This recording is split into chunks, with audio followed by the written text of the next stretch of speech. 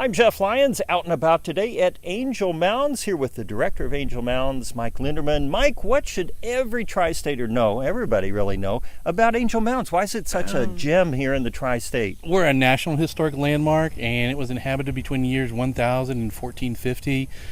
11 mounds here, and they're status symbols. The bigger the mound you lived on, the more important you were. And now we know they're also part of an astronomical observatory. We have alignments with the summer solstice, winter solstice, the Milky Way, the zenith of the moon to the north, the zenith of the moon to the south.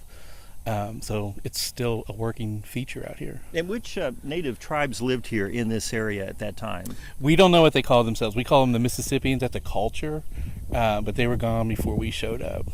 So we don't know what they call themselves. And then how was this site discovered? Obviously it's been here a long time, but we didn't really hear much about it until the 20th century. Yeah, so Angel comes from the name of the family that owned the property, and that's usually how an archaeological site is named, from the family that was known when it was first discovered. So like 1840s, it was pretty well known at that point, but it wasn't until the 1930s they started doing archaeology here. Okay, and what's the significance, for example, of that mound right behind us? Like, why were those built? Why did these people build mounds all over the place? Yeah, so the bigger the mound you lived on, the more important you were. So the big one behind us, it was where the chief lived here on the property. Okay, and how do we know that? I mean, what archaeology did sort of reveal that, oh, this must have been a high roller here?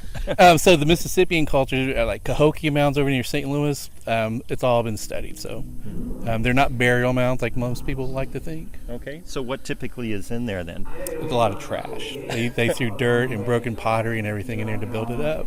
Very interesting. Yeah. So if somebody comes to Angel Mounds, what do you suggest they do? Like, how do you get the very most out of this historic site? Yeah, check out our new visitor center. It was remodeled in November, and then we're working on some new signage out here on the site.